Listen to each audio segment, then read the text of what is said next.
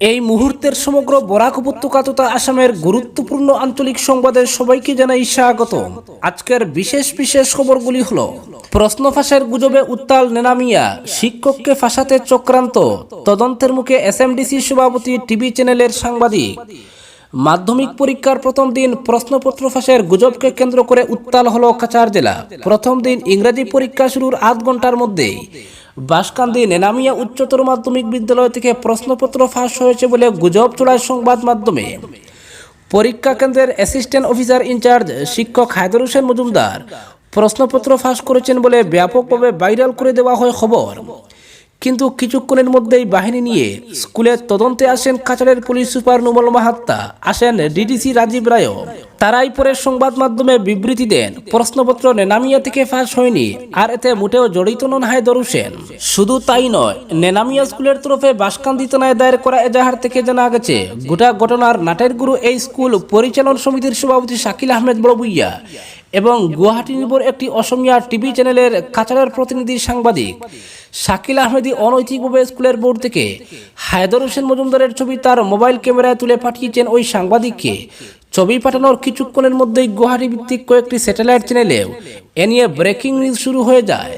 শুক্রবার রাতে স্কুল থেকে শাকিল আহমেদ এবং ওই সাংবাদিককে পুরো ঘটনার জন্য দায়ী করে এফআইআর দায়ের করা হয়। এদিন প্রশ্নপত্র ফাঁসের ঘটনায় হায়দর হোসেন মজুমদারকে পুলিশ আটক করেছে বলে খবর প্রচারিত হয় টিভি চ্যানেলগুলিতে। এসব দেখার পরই দৌড়ঝাঁপ শুরু হয়ে যায় প্রশাসনের।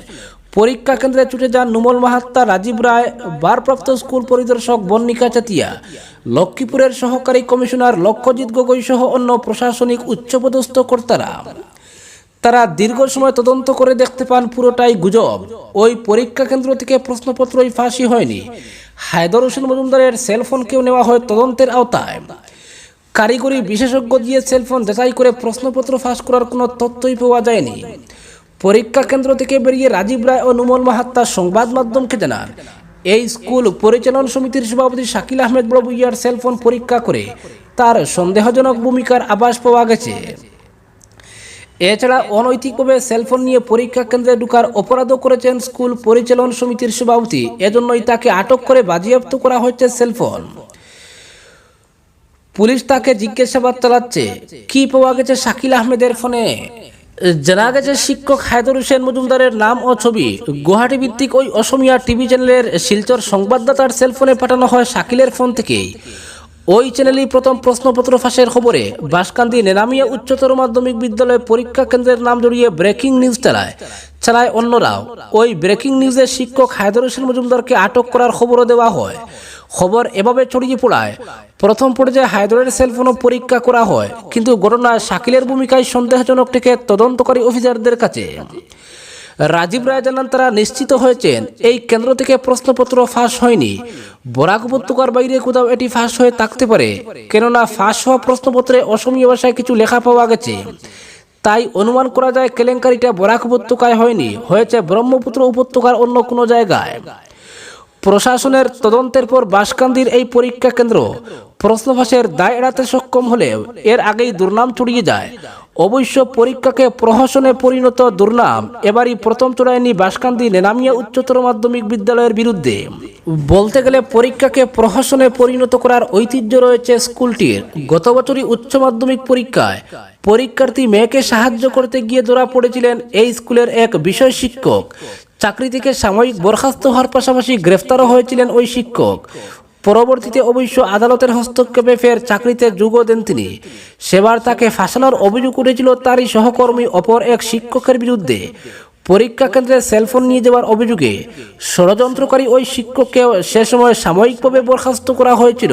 পরবর্তীতে বহাল হয় তার চাকরিও। এবারও সেই পুরনো ধাঁচে অভ্যন্তরীণ দ্বন্দ্বের জেরে শিক্ষক হায়দর হোসেন মজুমদারকে ফাঁসানোর ষড়যন্ত্রের গন্ধ পাচ্ছে স্কুল কর্তৃপক্ষ। পরীক্ষা কেন্দ্রের অফিসার ইনচার্জ তথা স্কুলের ভারপ্রাপ্ত অধ্যক্ষ শাহাবুদ্দিন চৌধুরী রাতে এজাহার দায়ের করেন বাঁশকান্দি থানায়। গুজব রটিয়ে বাঁশকান্দি নেনামিয়া উচ্চতর মাধ্যমিক বিদ্যালয় ও এর শিক্ষকদের বদনাম করার অভিযোগ করা হয়েছে এজাহারে বলা হয়েছে, পরীক্ষা শুরুর পর ওই টিভি সাংবাদিক জোর করে ঢুকে পড়েন পরীক্ষা কেন্দ্রে। সেই সময় শিক্ষক হায়দর হোসেন মজুমদার তাকে পরীক্ষা কেন্দ্রে ঢুকতে বারণ করলে সাংবাদিক পরিচয় দিয়ে হম্বিতম্বি দেখান। তখন পরিচয়পত্র দেখতে চাইলে কোনো পরিচয়পত্র দেখাতে অস্বীকার করেন ওই সাংবাদিক। এতে সেবার নির্দেশ অনুযায়ী তাকে পরীক্ষা কেন্দ্র থেকে বেরিয়ে যেতে বাধ্য করেন হায়দর। বেরিয়ে দেওয়ার সময় দেখে নেওয়ার হুমকিও দিয়ে যান ওই সাংবাদিক। এরপরই মূলত তৈরি হয় ষড়যন্ত্র। এই ঘটনার পর পরীক্ষা কেন্দ্রে উপস্থিত স্কুল পরিচালন সমিতির সভাপতি শাকিল সেলফোনে পরীক্ষা কেন্দ্রের ভেতরের বেশ কিছু ছবি তুলেন। তিনি হায়দরের নাম ও ছবি পাঠান ওই সাংবাদিকের সেলফোনে।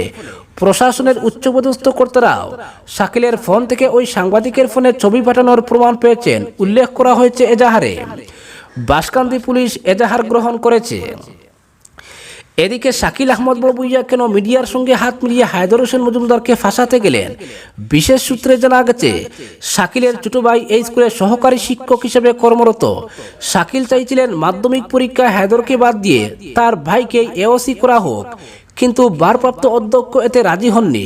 যোগ্যতায় ও সিনিয়রিটির দিক দিয়ে হায়দর এগিয়ে থাকায় তাকেই এওসি করা হয়। এই সিদ্ধান্তের বদলা নিতেই শাকিল হায়দরকে ফাঁসাতে ষড়যন্ত্র করেছিলেন, কিন্তু শেষমেশ নিজের জালেই তিনি আটকে যান। এছাড়া নেনামিয়ায় গেল বছর যখন স্কুলের এক শিক্ষক তার মেয়েকে মাধ্যমিকের বাংলার উত্তর দেখিয়ে দিতে ক্যামেরায় ধরা পড়েছিলেন, তখনও দুর্নীতির বিরুদ্ধে সরব হয়েছিলেন হায়দর। তখনও হায়দরকে অপদস্থ করতে এবং চাকরি থেকে তার ভাবমূর্তি নষ্ট করতে ষড়যন্ত্র করেছিলেন শাকিল। এই সব কিছুর বদলা নেওয়ার আক্রোশে শুক্রবারের ঘটনাটি ঘটিয়েছেন শাকিল। অপরদিকে প্রশ্ন ফাঁসের খবর ভুয়ো বললেন শিক্ষামন্ত্রী পেগু। গুজবে কান দেবেন না, সতর্ক করলেন মুখ্যমন্ত্রী হিমন্ত বিশ্ব। প্রশ্নপত্র ফাঁসের খবর ভুয়ো, খুদ শিক্ষামন্ত্রী রনজ পেগু টুইট করে এই ঘোষণা করার পর নেনামিয়া স্কুল থেকে প্রশ্নপত্র ফাঁস হয়ে গেছে বলে যে খবর ছড়িয়ে পড়েছিল তাতে যবনিকাপাত ঘটে। পেগুর এই পোস্ট শেয়ার করে মুখ্যমন্ত্রী হিমন্ত বিশ্ব শর্মাও জানিয়েছেন, গুজব ও ভুয়ো খবরে কর্ণপাত করবেন না, একমাত্র তাহলেই ভুল খবর ছড়ানো ঠেকানো সম্ভব। এ ধরনের খবর থেকে সবাই সতর্ক থাকুন। নেনামিয়া স্কুল থেকে মাধ্যমিকের প্রথম দিনের প্রশ্নপত্রের ছবি পরীক্ষা শুরু হওয়ার পরই সমাজ মাধ্যমে ছড়িয়ে পড়ে। এর কিছুক্ষণের মধ্যেই রনজ পেগু টুইট করে জানান, এমন কোনো অভিযোগ বা খবর এখনো শিক্ষা দপ্তরের কাছে আসেনি। এরপর আরও একটি টুইট করে শিক্ষামন্ত্রী জানান, কাছাড়ের স্কুল থেকে প্রশ্নপত্র ফাঁসের খবরটি পুরোপুরি ভুয়ো। তবে কিভাবে খবরটি ছড়িয়ে পড়ল, কারা চড়ালো, এ নিয়ে জোরদার তদন্ত হবে বলেও শিক্ষামন্ত্রী জানিয়ে রাখেন। তিনি বলেছেন, দোষীদের বিরুদ্ধে কড়া পদক্ষেপ করা হবে। অপরদিকে খাজনা না দিলে অধিগ্রহণ হবে জমি, বললেন মুখ্যমন্ত্রী। চর অঞ্চলে মাতব্বরদের শাসন বন্ধ করবে বসুন্ধরা। চর অঞ্চলের জমি মাতব্বরদের হাত থেকে উদ্ধার অভিযান শুরু করবে সরকার। এর জন্য চরের জমির জরিপের কাজও আরম্ভ করা হবে। লোকসভা নির্বাচনের পর বিধানসভা অধিবেশনে এই ব্যাপারে বিল আনা হবে। শুক্রবার কলাক্ষেত্রে মিশন বসুন্ধরা 2:0 সমাপ্তি অনুষ্ঠান ও মিশন বসুন্ধরা 3:0 উদ্বোধন করে এই মন্তব্য করেন মুখ্যমন্ত্রী শর্মা। এক একজন মাতব্বরের হাতে 300 থেকে 400 বিঘা করে জমি দখলে থাকায় চর অঞ্চলে কোনো জমি নেই। ব্রহ্মপুত্র নদের ইকোলজিক্যাল সমস্যা না থাকা চরের জমি চিহ্নিত করার জন্য জেলা শাসকদের নির্দেশও দিয়েছেন মুখ্যমন্ত্রী। তিনি জানিয়েছেন, মিশন বসুন্ধরা 4:0 মাধ্যমে চরের জমি উদ্ধারের ব্যবস্থা করা হবে। প্রসঙ্গত, বসুন্ধরা 2:0 অধীন জমির পাট্টা 23 থেকে 29 ফেব্রুয়ারি বিতরণ করা হবে।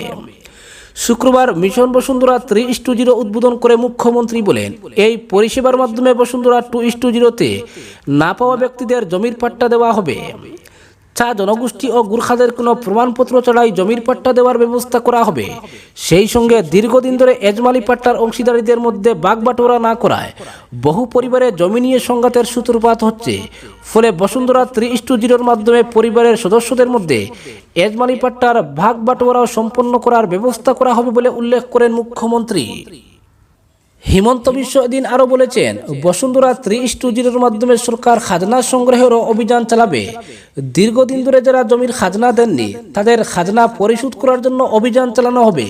খাজনা পরিশোধ করা হলে জমিও নিয়মিত হবে। অন্যদিকে খাজনা না দেওয়া জমি সরকার অধিগ্রহণ করে ভূমিহীনদের মধ্যে বিতরণের ব্যবস্থা করবে বলে ঘোষণা করেন মুখ্যমন্ত্রী। জমি বিক্রি করার অনুমতি নিয়েও সরকার কিছু সংশোধনী আনার ব্যবস্থা গ্রহণ করেছে। এ ব্যাপারে হিমন্ত বিশ্ব বলেন, জমি বিক্রির অনুমতি মুখ্যমন্ত্রীর কার্যালয় পর্যন্ত বিস্তৃত হওয়া ঠিক নয়। পাশাপাশি জমি বিক্রির অনুমতি কিছু অফিসারের গাফিলতিতে ঝুলে রয়েছে বলে অভিযোগ করেন মুখ্যমন্ত্রী। লোকসভা নির্বাচনের দিন ঘোষণার আগে জমি বিক্রির অনুমতির আবেদন নিষ্পত্তি করার নির্দেশ দেন মুখ্যমন্ত্রী। 45 দিনের মধ্যে জমি বিক্রির অনুমতির আবেদন নিষ্পত্তি করা না হলে সংশ্লিষ্ট অফিসারকে সাসপেনশন করারও হুঙ্কার মুখ্যমন্ত্রীর।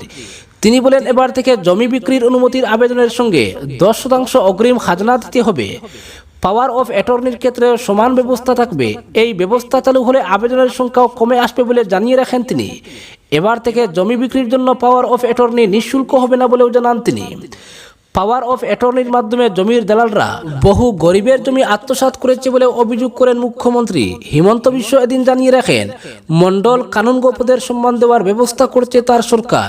এজন্য ব্রিটিশের দেওয়া এই পদের নামেরও পরিবর্তন করে সহকারী land assistant, senior land assistant পদ করা হবে। জেলা শাসক, অতিরিক্ত জেলা শাসকদের এবার থেকে তৃতীয় বর্গের কর্মচারীদের প্রশিক্ষণ দিয়ে এই পদে নিয়োগ করার পরামর্শ দেন মুখ্যমন্ত্রী। তিনি বলেন, মন্ডল কানুনগো হচ্ছে প্রশাসনের এক গুরুত্বপূর্ণ অংশ।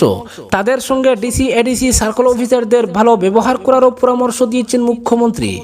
তিনি বলেন, বসুন্ধরা 3:0 বা 4:0 কাজের সময় যাতে কোনো মন্ডল কানুনগোর বিরুদ্ধে ব্যবস্থা গ্রহণ করা না হয়, তাদের কাউন্সেলিং করে ভালো করার উদ্যোগ নেওয়ারও পরামর্শ দেন মুখ্যমন্ত্রী। আজকের বিশেষ সংবাদ এখানেই সমাপ্ত।